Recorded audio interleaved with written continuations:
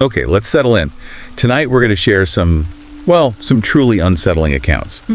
Stories that take place somewhere, we all know the gas station, but they reveal possibilities, unsettling possibilities that can lurk there. Yeah, we've looked through a collection of shared experiences, actual stories from people who, encountered something genuinely terrifying. Right, terrifying when they just stopped for gas or maybe worked a late shift. And these aren't just like spooky tales. They're moments where the everyday kind of slipped, showed a vulnerability that exists even in these really mundane spots. So our aim tonight is really just to tell these stories, to unpack the details and explore the fear, the real sense of exposure they reveal. Definitely. And given what happens in them, we'll be approaching this seriously. Yeah, no lightness here. These stories are gripping, intense. They remind you that sometimes the places we just take for granted can become the backdrop for something really chilling. Absolutely. So let's start with the first account. This one comes from a gas station attendant working that quiet, kind of isolating night shift. Right. The source mentions they took the job, like many do, needing extra money. And after a couple of months, this specific regular customer started showing up late, always around 2 a.m. And this guy, described as tall, long, stringy hair, his routine was always the same. Walk in, buy a tall boy, the big can of beer, malt liquor, and leave. Never bought gas. Which is a bit strange for a gas station regular, isn't it? Right. And he gave off this unsettling vibe from the get-go. The source mentions one night he asked the attendant's name. Let's use the name from the source. Rob. And the customer fixated on it. Yeah, just repeated it. Rob. Rob, I like that. Laughing quietly to himself. Really weird. Okay, yeah, that's immediately off. And he was often drunk. Visibly drunk, yeah. Sometimes talking to himself, sometimes just leaning against a shelf, staring blankly. Just an off, mildly creepy vibe, as the source puts it. So the attendant eventually asks his name. Yeah, and the guy says, Bob. The attendant kind of suspected it was fake, maybe because it rhymed with Rob. Huh. And he stuck with it. Oh, yeah. Always, hey, Rob, when he came in. This weird, slightly creepy pattern went on. The attendant sort of figured, okay, maybe alcoholism, some issues there, but still felt something was really wrong. That underlying dread. Exactly. Then came this one night. Huge storm rolling in, bad weather, fewer customers, the door dings. And the attendant just knew. Just knew it was going to be Bob. Yeah. And it was. But different this time. Not just drunk creepy. How so? He was completely soaked, no jacket, no umbrella, in this driving rain. Just standing inside the door, staring straight ahead at the wall again. But angry this time. Yeah, the source says he looked angry, but like his mind was a million miles away, just racing. The attendant, maybe out of habit, asked if he was okay. And that's when he said it. Without even looking at him, still staring at the wall. Yeah. He just says, I did something really bad. Wow. Chills. Just like that. Yeah. The attendant, obviously freaked out, asked, what did you do? And he finally turns. Looks right at the attendant and says, I need somewhere to hide. Then just walks straight past the counter, toward the restroom hallway, and disappears down it. Okay, that's terrifying. Acting like he's in a trance and that confession. Right.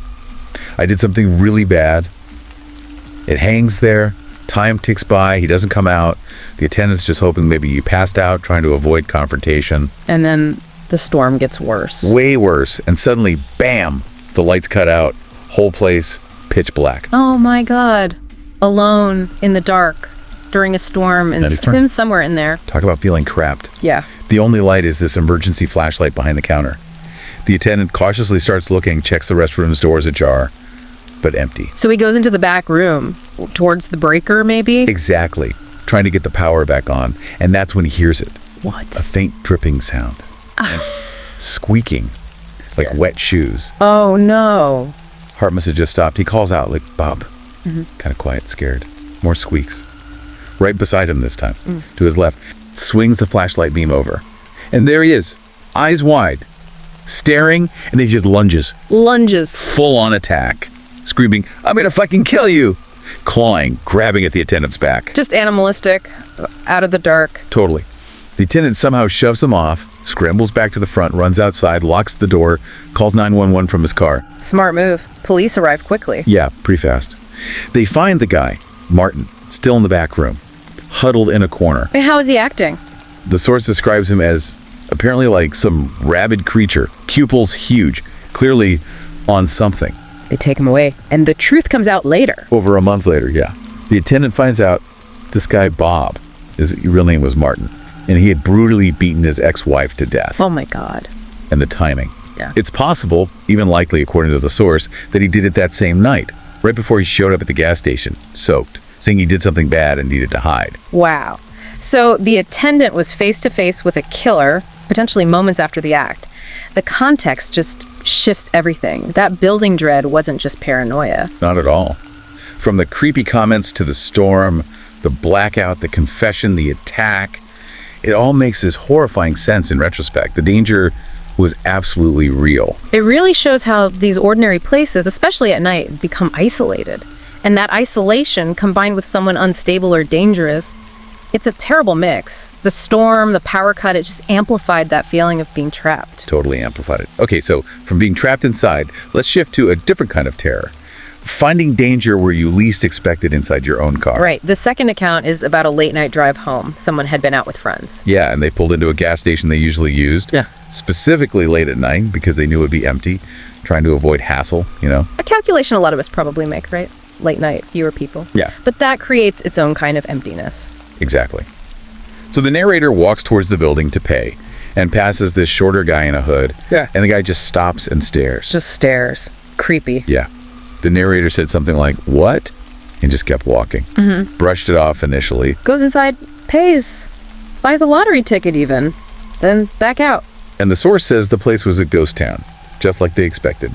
Filled up the tank, got back in the car, started driving home. Everything seems normal at this point. Until about halfway home, the narrator hears something from the back seat. Oh no, don't tell me. Looks in the rearview mirror, and the guy from the gas station is there, in the back seat, looking back at them. No, just there, in the car. Right there. The narrator says they screamed so loud they probably almost collapsed in my lungs, slams on the brakes, yelling, "Get out! Get the hell out!" It was him, the guy from the station. I can't even imagine that shock. The violation. Your car is your safe space, right? And suddenly, total violation. This stranger, who gave you a weird vibe minutes ago, is now inside your car with you. The narrator throws open the doors, starts screaming bloody murder, hoping neighbors hear. And did they? Thankfully, yeah. Porch lights start coming on, doors opening nearby. As people start coming out, the guy gets out of the car. Okay, good. He's getting out. But then he says it. The line from the source. Just turns and says, "I could have slit your throat." Oh my God. Just cold like that. After being caught. Yep. Confirms exactly what his intention was. Then he just runs off down the street as the neighbors get closer. And the narrator. Understandably shaken. Didn't chase him. Stayed. Explained to the neighbors what happened. They called the police. But he was long gone. The source calls it the scariest experience of my life. I absolutely believe it. The suddenness finding someone in your car, the sheer terror of realizing how vulnerable you are, and that threat. It's pure nightmare fuel. It really drives home that vulnerability when you're alone, late at night, even in transit. A brief, creepy encounter suddenly becomes this incredibly intimate, terrifying threat inside your own vehicle. The audacity is shocking. And the malice in that parting line, just horrible. Truly horrible. Okay, let's shift gears a bit now. Go back in time for a historical account. This one happened mid-60s near Atlanta. Told from the perspective of someone who was a kid then. Okay, so a child's memory of something unsettling. Exactly. They were about 8 or 9, had this regular routine, riding super early with their father, who taught quite a distance away. Had to leave before dawn. And part of the routine was stopping for gas. Often, yeah. At this small, independent, full-service station, back when the attendant came out, pumped the gas, washed the windows. Right, full service. The narrator remembered the attendant always had, a lot of cash, bills, and a coin changer on his belt. Important detail later. And behind the pumps were these tiny bathrooms the kids sometimes used. Long drive. Got it. Routine stop. So one morning, they pull in before dawn, just like usual. Something's wrong. The station's completely deserted, silent, no sign of the attendant. Unusual for a place that should be open. Yeah. The dad honks the horn, waits, honks again, nothing. They start guessing, maybe he's in the bathroom, maybe he ran out for a minute, car trouble. They wait several minutes, still nobody, no other cars. Just empty, eerie. And the kid needs to use the bathroom, reaches for the restroom door handle. Oh, okay. But the father, probably feeling uneasy about how deserted it is, says no, they can't wait. Tells the kid they'll stop at the next station.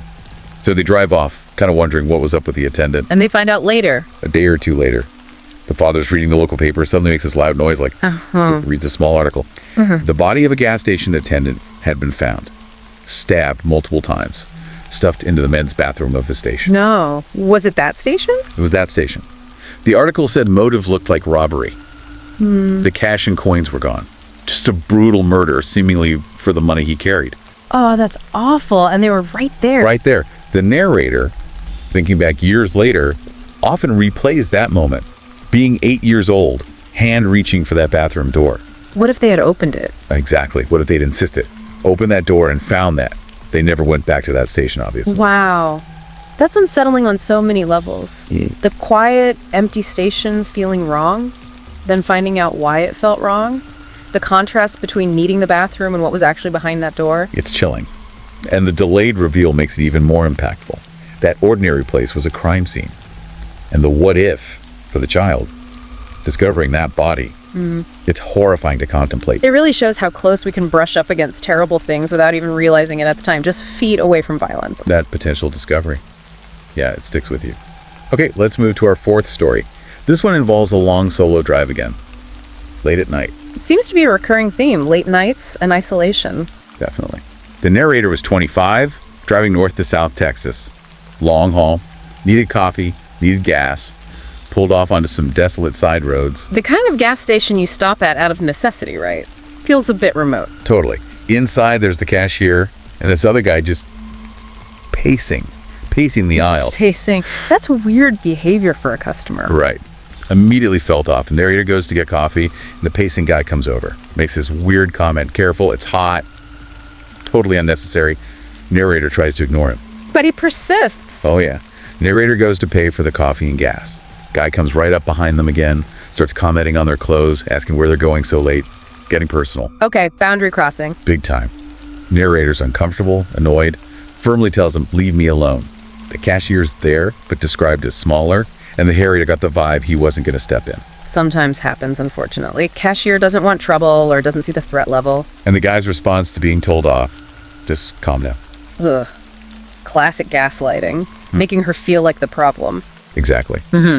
So she leaves the shop, doesn't say another word, heads to her car to pump the gas. And he follows. Hears footsteps behind her. Looks up. He's followed her outside, stops on the other side of the pump, just standing there, watching her. No car of his own anywhere. Okay, this has gone from creepy inside to outright stalking outside. Red flags everywhere. Major red flags. The source says she started thinking about her pepper spray.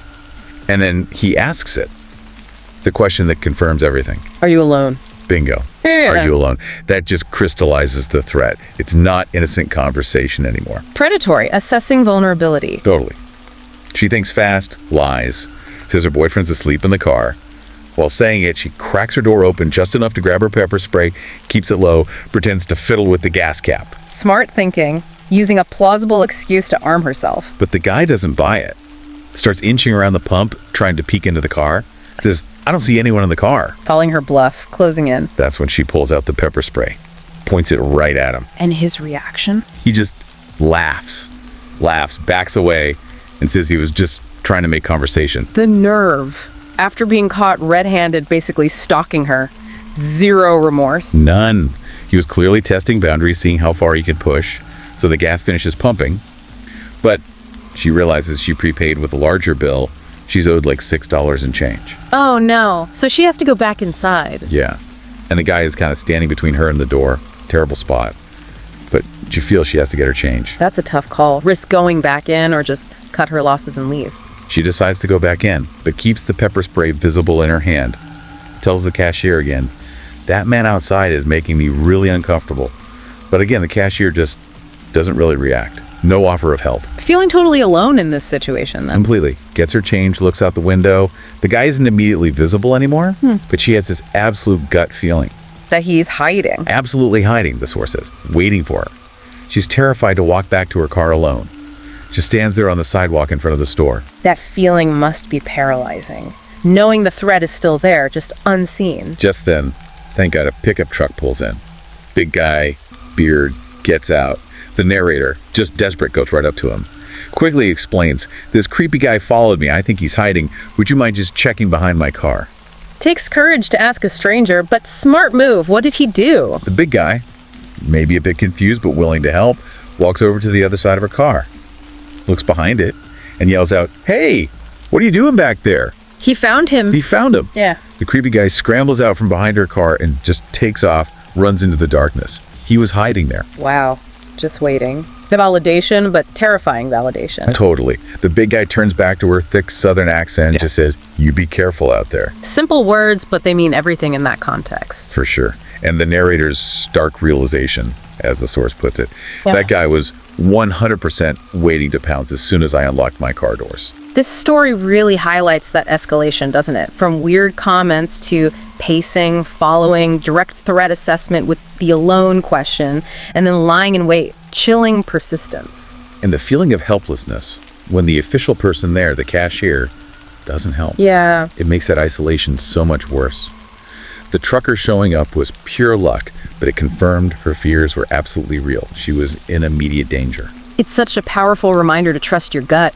That feeling of being unsafe is usually there for a reason. And it shows how vital situational awareness is, especially in these isolated spots late at night. What seems like just getting gas can turn terrifying fast. So when you look at all these stories we've shared tonight, these accounts, what are the common threads? What really stands out? Well, what really comes through is how the perceived safety of routine places like gas stations often depends on things we don't think about: daylight, other people around, visibility. Right. When those change, late night, isolation, storms, power outages, the vulnerability that's always kind of there gets exposed. Yeah, and the sheer unpredictability of who you might encounter.